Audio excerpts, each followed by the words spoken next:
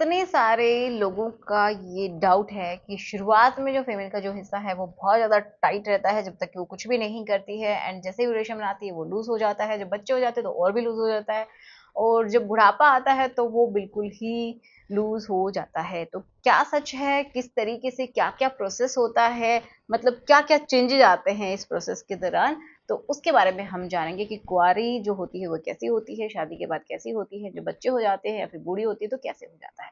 ठीक है, तो चलिए शुरुआत करते हैं आज के इस वीडियो की। मेरा नाम है एकता और आप देख रहे हैं बहुत ही प्यारा सा चैनल एकता कुमारी SWM। तो चलिए समझते हैं। देखिए, शुरुआत में क्या होता है ना कि जो फीमेल होती है, तो जब उसने कभी भी मान लीजिए कुछ भी नहीं किया है, तो उस समय उसकी जो मसल्स हैं, जो उसका जो पार्ट है, जो वजाना है, तो उसकी जो मसल्स होती हैं पूरी तरीके से पैक्ड होती है, एक अरेंजमेंट में होती हैं। ठीक है, पैक्ड मतलब कि वहां से वो रास्ता बंद नहीं होता है, क्योंकि वहां से आने का जो ब्लड है, जो पीरियड्स का ब्लड है वो निकलता है, ऑब्वियस सी बात है, तो बंद तो नहीं है। अगर किसी का बंद है तो ये प्रॉब्लम की बात है, बट वो नॉर्मली बंद नहीं होता है। एंड जब वो क्या होता है कि पूरी तरीके से पैक्ड होता है, मसल्स अच्छे से अरेंज होती हैं, टाइटली पैक्ड होती हैं। तो जब वो शुरू में करती है तो एक तो मसल्स का अरेंजमेंट गड़बड़ होता है, थोड़ा सा इधर उधर होना पड़ता है जब भी मेल का पार्ट वहां पे एंटर करता है, तो उनका अरेंजमेंट चेंज होता है। ठीक है, तो इसकी वजह से एंड दूसरा कारण होता है कि प्रॉपर वहां पे लुब्रिकेशन नहीं होने की वजह से भी ऐसा होता है। तो शुरुआत में आपको बिल्कुल कोई भी ल्यूब यूज करना चाहिए, क्योंकि शुरुआत में फीमेल वैसे ही घबरा जाती है एंड थोड़ा सा ऐसा लगता है कि पता नहीं क्या होने वाला है, तो प्रॉपर जो लुब्रिकेशन होना चाहिए वो नहीं हो पाता है, बहुत बार ऐसा होता है।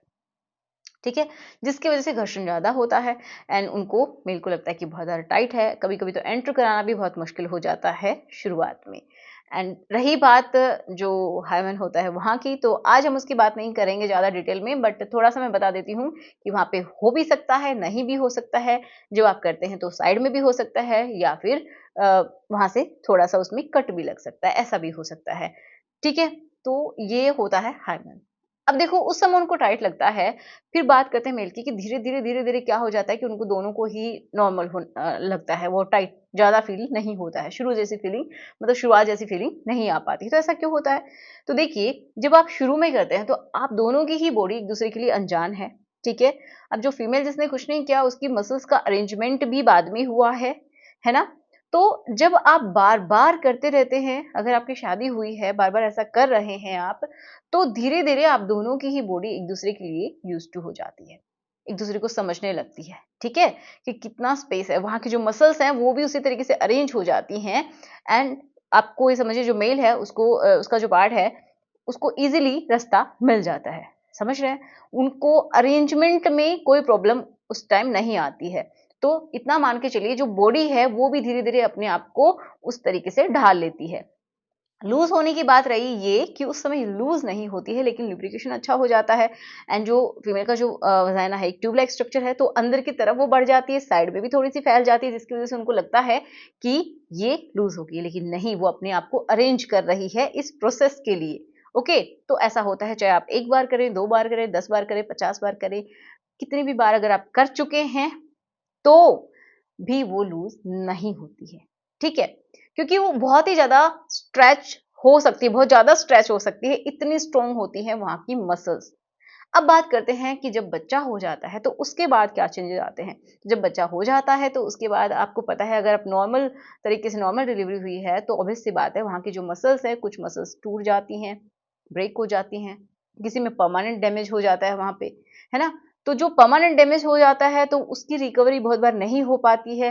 थोड़ा बहुत डैमेज हुआ है तो वापस से कुछ समय लगता है, 1 से 1.5 महीना लगता है, तो उसमें वो अपने आप को रिकवर कर लेती है और उसी शेप में वापस से आ जाती है। तो ऐसा माना जाता है कि 90 टू 95% जो फीमेल का जो पार्ट होता है वो वैसा ही हो जाता है। वो उसी अपनी जो एक शेप होती है उसी में वो लौट आती है। लेकिन जब मल्टीपल डिलीवरी होती हैं तो ऐसा नहीं हो पाता है। बार-बार जो मसल्स ब्रेक होती रहती हैं और उम्र के साथ भी वो क्या होती हैं, खिंच-खिंच के वो टूटने भी लगती हैं। जब मसल्स ज़्यादा टूट जाती हैं तो ऑब्वियस सी बात है आपकी वहाँ की इलास्टिसिटी कम हो जाती है। ठीक है? तो उसके बाद आपको लग सकता है कि यहाँ का जो टाइटनेस वो कम हो गई है। इसके बाद हो सकता है जब ज़्यादा बार ऐसे हुआ हो। एक बार अगर एक बच्चा हुआ है तो इतना कुछ फील नहीं होता है, क्योंकि लगभग उसी शेप में वो आ जाती है। अब बात करते हैं जब कोई फीमेल, ये समझिए जो बुढ़ापा की तरफ पहुंच रही है, मतलब वो मेनोपॉज की तरफ पहुंच रही है, उसके पीरियड्स बंद हो गए हैं, तो उसके बाद क्या होता है कि बहुत सारी फीमेल्स में वहाँ का ये एक हमारा जो हार्मोन होता है एस्ट्रोजन, वो बनना कम हो जाता है।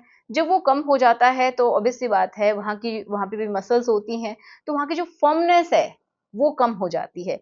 जो मसल्स है वो वीक होने लग जाती है धीरे-धीरे वहाँ की। तो देखिए एजिंग हर जगह की होती है, हमारी बॉडी की हर एक अंग की एजिंग होती है, हर एक सेल की एजिंग होती है। तो उसी हिसाब से वहाँ की भी एजिंग होती है, वहाँ पे ड्राइनेस भी होता है, जिसकी वजह से बहुत सारे फीमेल का जो पार्ट है वो बहुत ही लूज़ उनको फ़ील होता है, फर्मनेस कम हो जाती है, जो सरफेस एरिया है वो भी कम हो जाता है, ठीक है?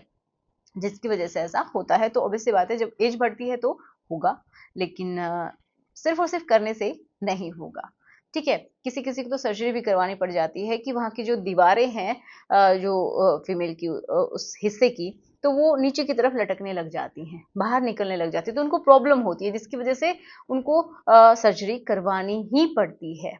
ओके, एंड क्योंकि ये मसल्स जब वीक होती हैं तो ऐसा ही होता है, अगर ज़्यादा हो गई है तो आशा करूंगी आपको सब कुछ समझ में आया होगा, जो डाउट थे वो क्लियर हुए होंगे। फिर भी कोई डाउट है तो मुझे कमेंट बॉक्स में लिख दीजिएगा, ठीक है? तो चलिए मिलते हैं नेक्स्ट वीडियो में। Thanks for watching, bye.